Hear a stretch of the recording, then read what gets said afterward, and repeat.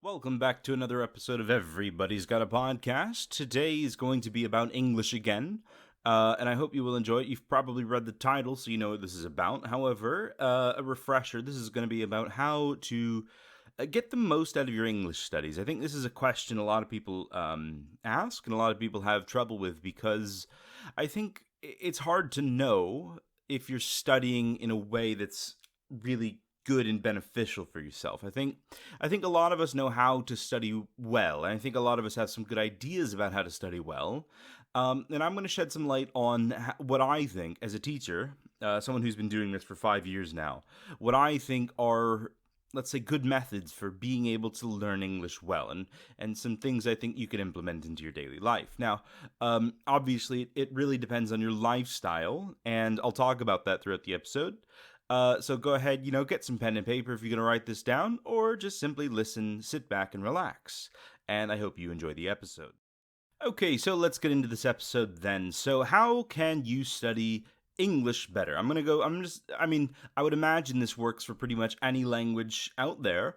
But I teach English and that's my big field of expertise. So that's what I will be talking about today because I don't want to give ideas for other languages in case it doesn't work because I don't have experience with that, and I don't really enjoy talking about subjects that I don't have any good experience with.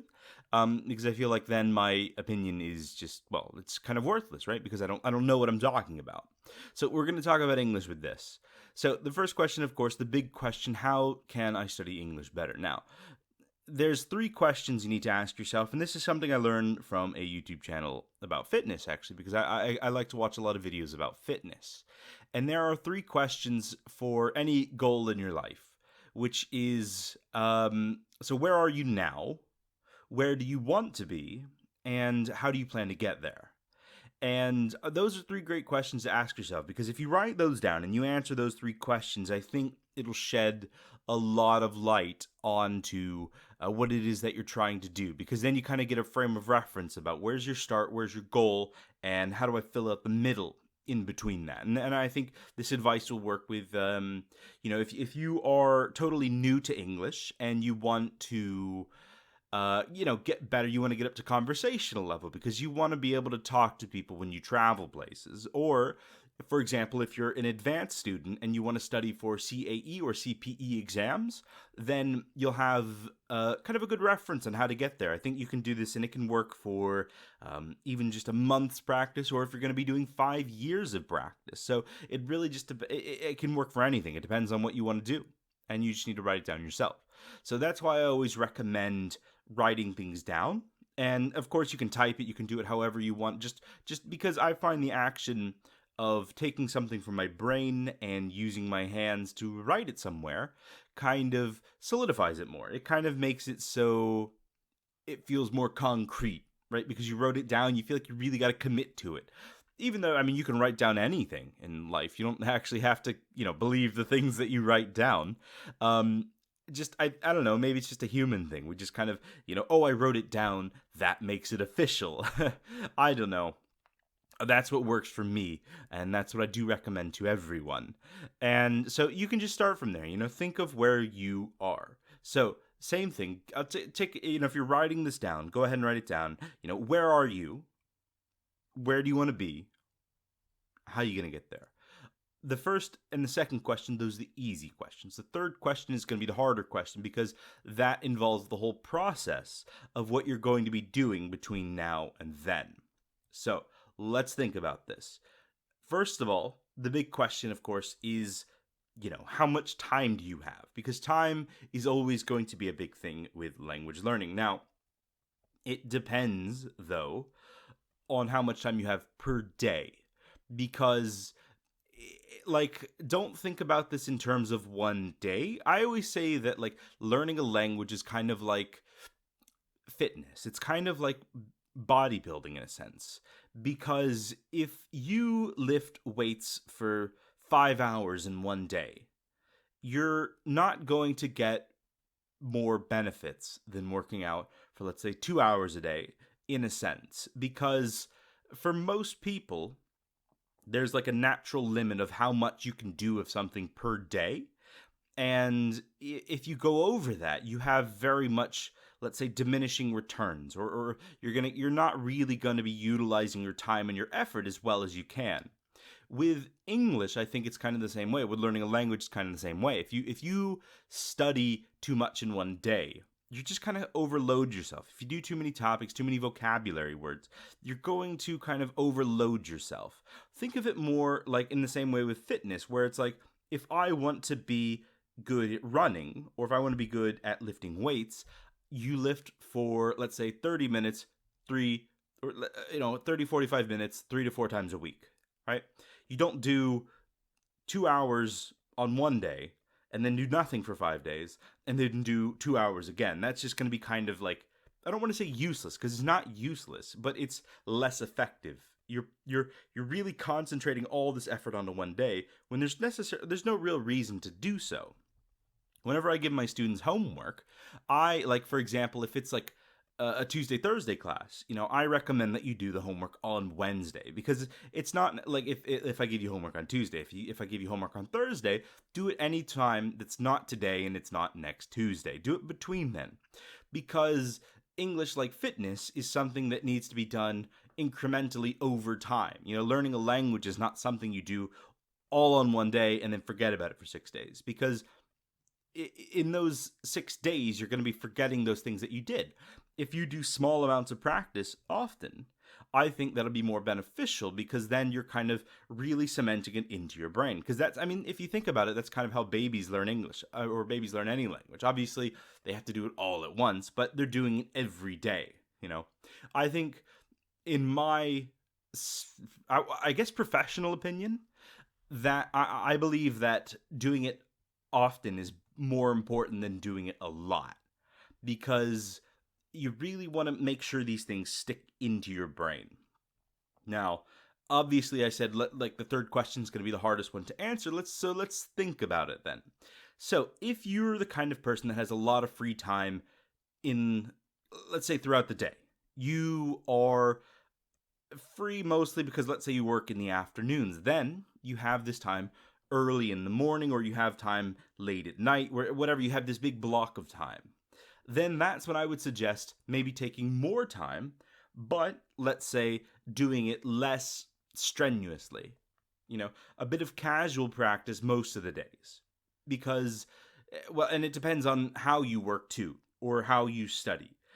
If you are somebody who travels a lot, let's say you have a lot of commuting, you go to and from school, or you go to and from work, or to and from somewhere, and you don't really get to sit at like a computer very often, or you're in public a lot, that's when I would recommend something like an audio format. For example, obviously a podcast I'm quite, familiar with, because that's my hobby, is doing podcasts.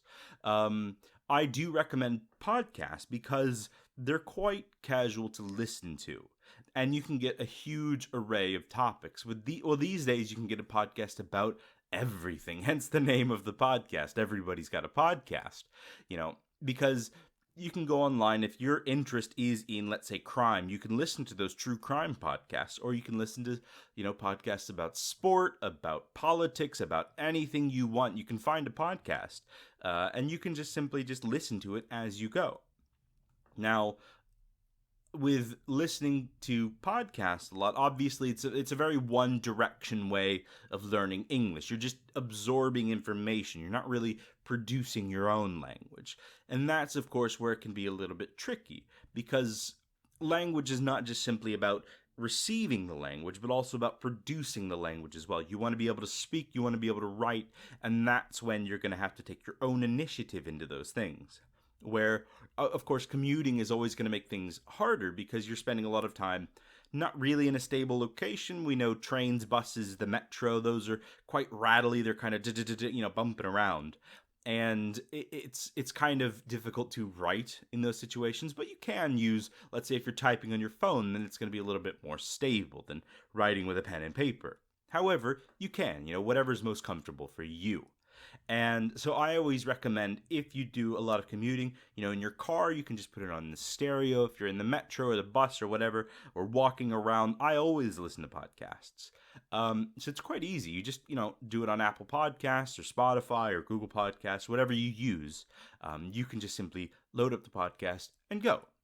And especially if you're doing a streaming platform rather than downloading, then you can just choose whatever you want. You can go from there. Or if you like music, music's also a good one for walking around because, well, I mean, like the best form of studying is going to be whatever you enjoy the most. And if music is what you enjoy the most, then that is what I will recommend. Because, if you don't enjoy what you're doing, you're not really going to learn as well as you could. So, go listen to music, look at the text, read it, write it, and all that stuff, because, whatever's kind of cementing this language into your brain is going to be the best. Now, obviously, these aren't going to be as rigorous as other ways of learning a language, because these are very much receptive learning. You're taking in this information very casually. So you're not getting like very strong, rigorous, strict practice, but you are getting practice, like with running. If you run 5 minutes a day, that is better for your body than running 0 minutes a day. Same thing with English. If you're studying English for 5 minutes a day, that's better than studying it for 0 minutes a day. Don't have this idea of black and white style of, it's either this or it's this, like you can learn a little bit, 5 is going to be better than 0. 10 is going to be better than 5. 20 is going to be better than 10.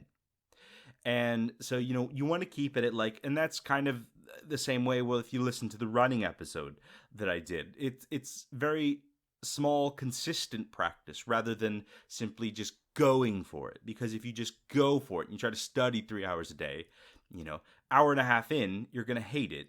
And by the time you get to it, by the time you get to the end of it, you're not going to want to study anymore. And that's not what you want. You want to kind of look forward to this study, because if you're looking forward to it, then you're going to be more receptive to it. We, of course, remember things we like more than things we don't like doing. So that's just something to think about, how your day is spent. Now, if you sit a lot at home, of course, in the last year and a half, we've had coronavirus. A lot of people have been working from home. So what do I recommend with that? Of course, I will recommend something more visual. If that's something you like to work with, of course, you can listen to podcasts at home and you can watch videos on the go. Just, being at home, you're going to be more focused. You can sit at home, it's going to be quiet. You can just watch the screen and you can watch videos. So if you like YouTube, if you like watching videos, then that'll be a great way to do it, especially if you watch educational channels, something like maybe Tom Scott or Kurzgesagt. You're going to be able to watch it and you're going to sit there and just kind of focus on it. Now, same thing, another benefit from working from home is that you will have your desk with you. You'll have a table and you can write stuff down. There you'll have multifaceted practice. You're going to be able to see things, you're going to be able to listen to things, and you're going to be able to write things. This is all solo practice advice, by the way. You can do it with other people. It's just that I'm talking about solo practice here. Most people study language solo. They don't have a class that they can go to, and that's totally fine, right? It's totally fine to do that. So commuting, of course, is going to be more auditory, whereas sitting at home or being at home is going to be more visual. Now, something I do recommend also in between all of that is always going to be writing and speaking if you can. Because I think that not just simply listening to the language, it's good, but it's not, I would say, enough if you really want to bolster your English practice, if you want to make it really good. So it's going to be a lot of language reception. It's also going to be a lot of language production as well. So you want to write stuff, and it can be anything. If you just simply, if you think of a grammar topic or a vocabulary word that you want to use, you can write that. I know it sounds weird, but it's not illegal to just simply write stuff down or just say stuff out loud. If you want to practice second conditional, and you don't know how to do it, you can look up the rules for it and you can just simply write it down on a piece of paper, just like you did in school, right?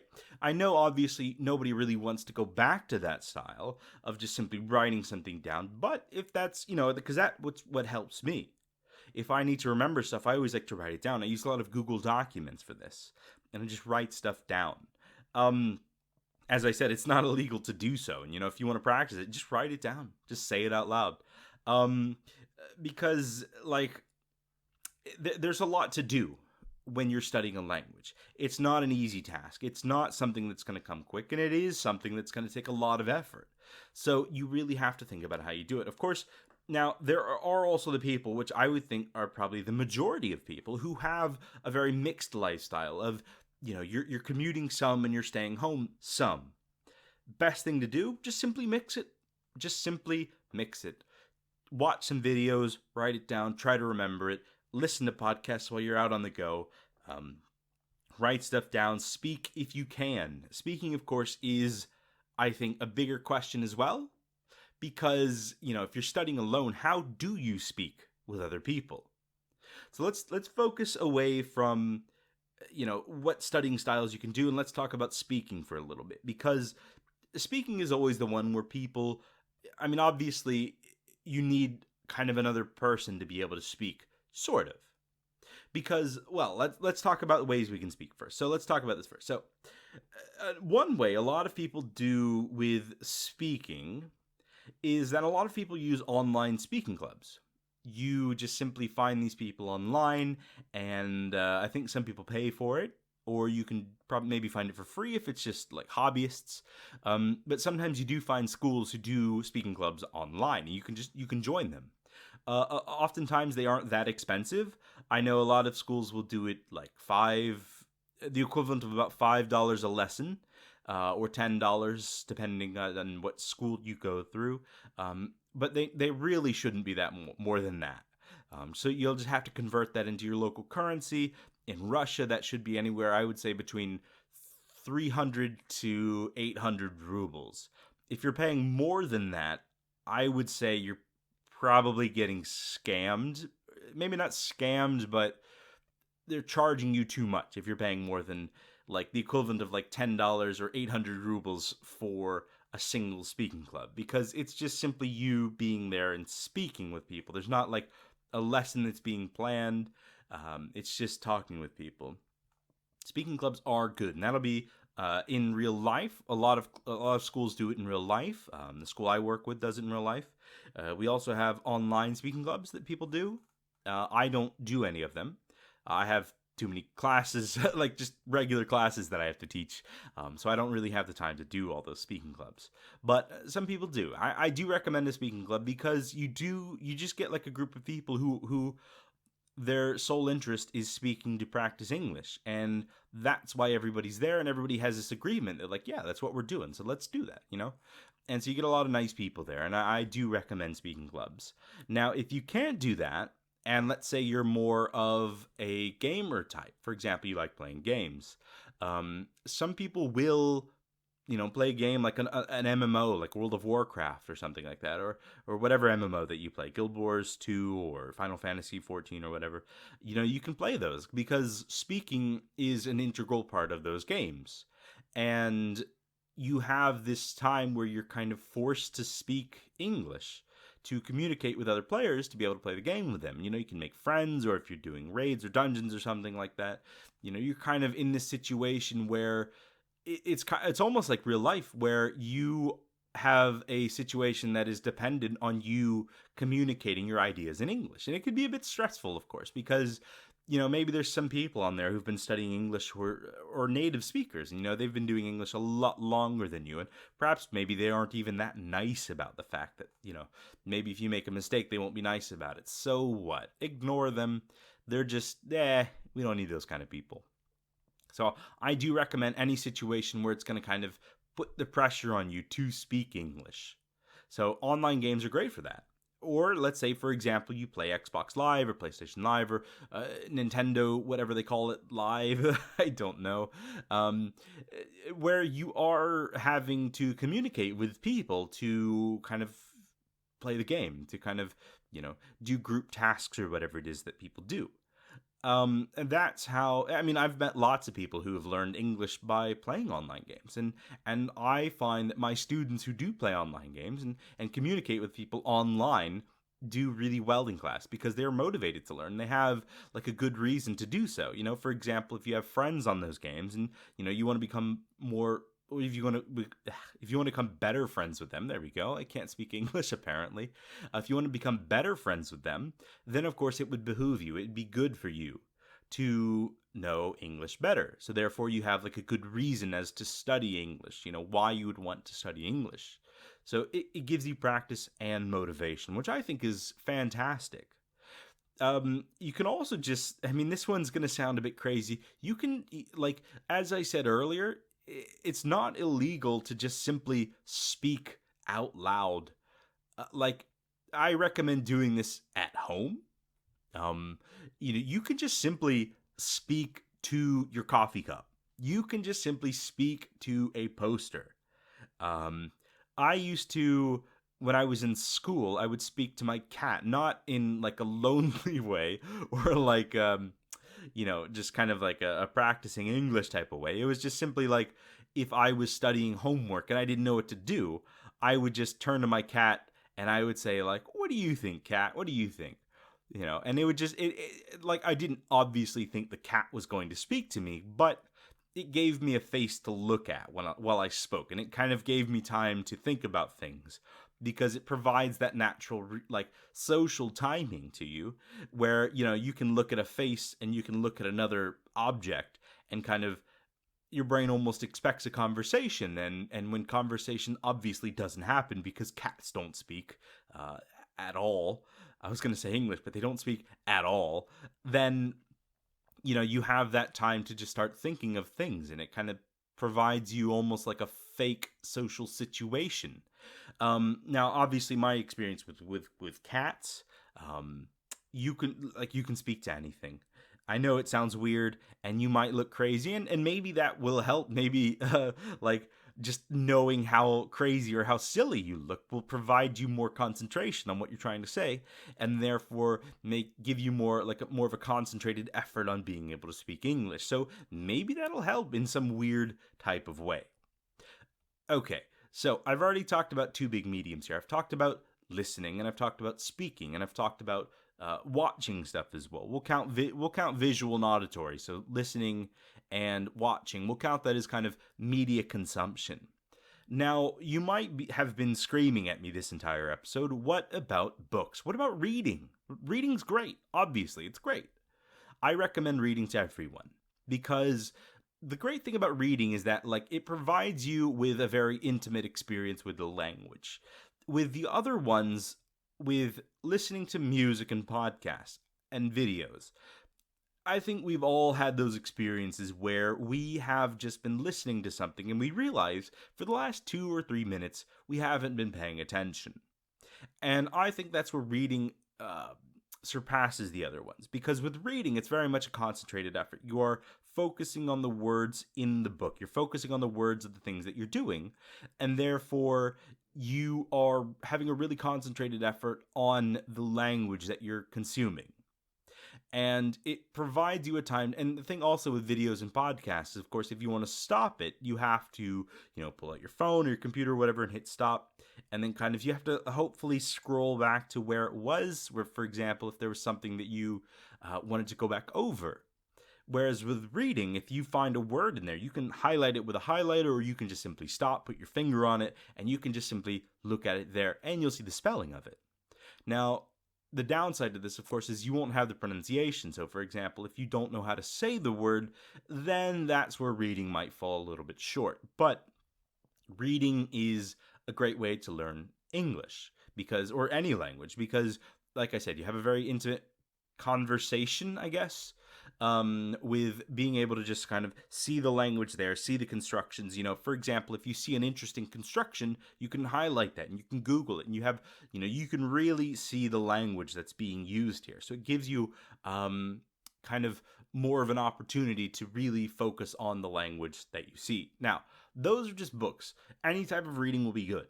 Any type of language consumption will be good. It depends on your level, though. So, for example, if you're a C1 learner of English, then, reading, let's say, some sort of easy magazine, some sort of teenage kids magazine that you just found at the dentist office, that's not going to help you very much. It's going to be kind of under your level.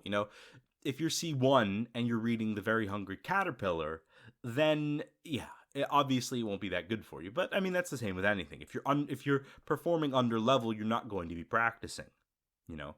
And so definitely find something that's related to your level. You don't want to miss out on good English practice just simply because of, let's say, a fear of failure.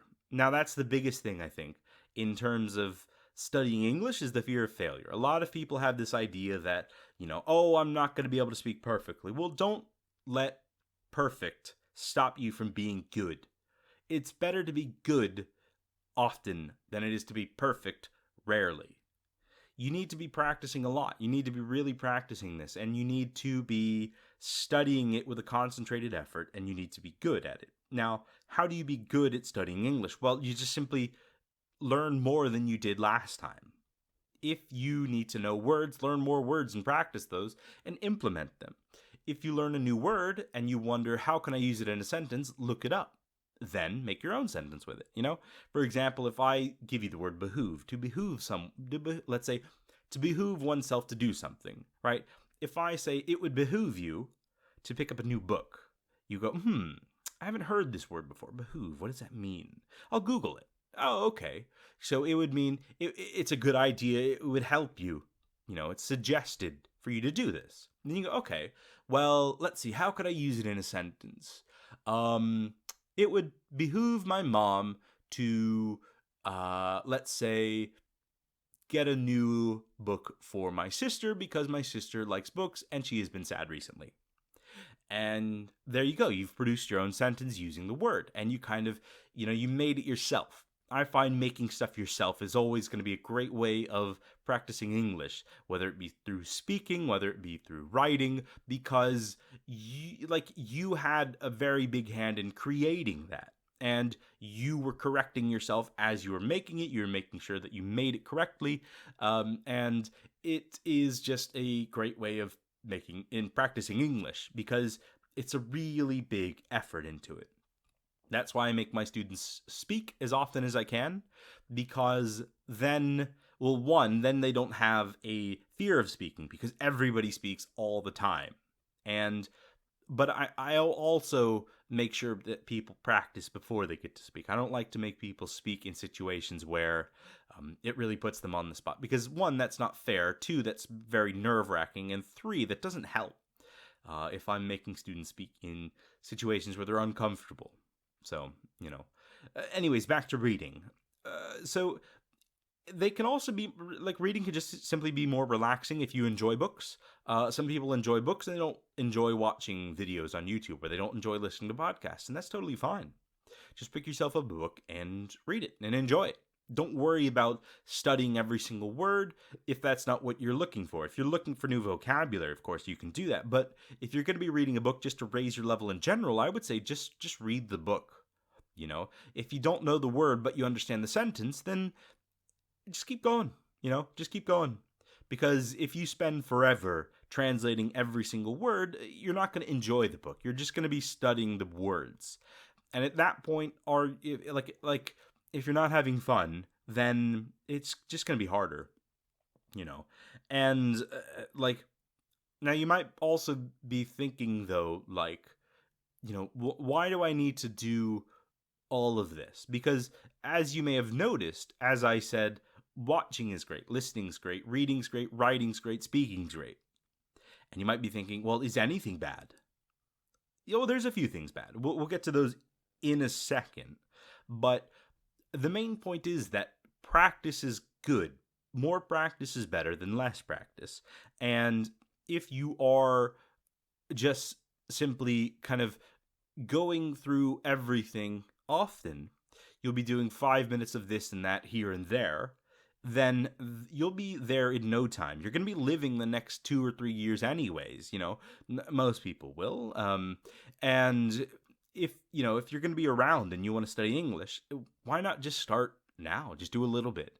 Do some every single day, and I promise you, you'll be very surprised at how much you learn in the next couple of months or years. Because, well, you're going to be doing it anyways. If you're going to be here in 5 years, either you're going to know English or you're not going to know English. So go ahead and just simply start practicing. Now, what would I avoid doing in terms of studying English? I would avoid large translations. I would avoid repetitive things. So let's start with large translations. Because I find large translations to be, you can learn from them. I'm not going to say you can't learn from them, but it's a lot of effort for what you get out of it. You're putting in a lot of effort to translate things that you already know, and you're not really getting a big opportunity to practice the words that you don't know. It's like, I remember having to do a little bit of stuff like that in school, and it's like, most people aren't at the level of being able to translate large paragraphs yet, and therefore it's a very daunting task, because it's big too. You look at it and you think, how am I going to translate all of that? How am I going to translate this entire paragraph? Well, of course, you just do it sentence by sentence if you break it down. But it's kind of boring, isn't it? It's really boring. It's really repetitive. And we'll tie this into the repetitive tasks. Like, if you just go through and translate sentence by sentence, you're not really going to be putting in a good effort for each sentence. You just want to do as much as you can to get the sentence done and nothing more. Because most people don't want to put in the massive effort. Most people want to put in enough effort. And if you just put in enough effort, you're not really going to get the benefit out of a large translation. And therefore, you're kind of wasting your time. Same thing with doing repetitive tasks. If you just write the same sentences over and over and over, if you think, why do I have to do all that? Why can't I just write sentences or speak? Because eventually you get to the point where, like, I think everyone's experiences, where your brain goes from like active mode and you go into let's call it autopilot mode, and you don't really focus on what you're doing anymore. You're just kind of subconsciously producing this language. You're not putting in a good effort to learn the language. You're just kind of writing stuff that you already know, and I guess it helps a little bit, but it's not the best use of your time. Your brain's going to go into autopilot mode and you're not going to learn enough from it. So to sum all this up, think about how your lifestyle is. Think about where you are, what you're doing. So again, the 3 questions: where are you now? Where do you want to be? And how are you going to get there? So think of the different styles. If you have lots of time to listen to stuff, listen to stuff. If you've got time to watch stuff, watch stuff. If you've got time to do everything, do everything. But as I said before, 5 minutes a day is better than 0 minutes a day. And 10 is better than 5, 20 is better than 10. But I would say don't do 2 hours a day, because you're just going to overload yourself. Do as much as you feel comfortable doing as often as you can.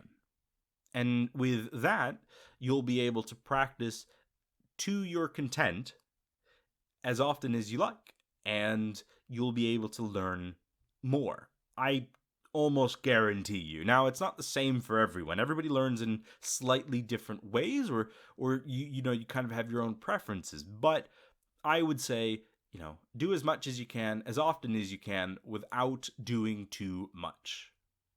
Now, you may be thinking, how do I know how much is too much? You'll know. You'll get to a point where you'll think, God, this is boring. I don't want to do this. And at that point, maybe do 5 minutes more and then stop.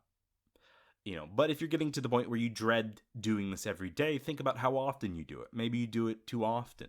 Maybe try, instead of 15 minutes a day every day, try 30 minutes a day every other day, or 30 minutes a day every 3 days. Like, do as much as you can, as often as you can. If you enjoy doing an hour every single day, then you can. I think you can. So just find what suits you the best.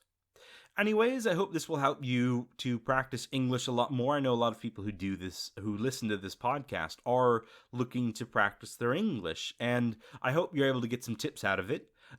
If you have any other questions, of course, feel free to write to me. It's on the YouTube channel, of course, you can write in the comments. If you listen to it on podcasts, I have put my Instagram, the podcast's Instagram, in a lot of links in there, so you can find it there. So if you have any questions, just simply write to me and I'll answer them as best as I can. Anyways, thank you so much for listening. If you enjoyed it, share it with your friends. I hope you're having a wonderful day, a wonderful week, wonderful month. Thank you again, and goodbye.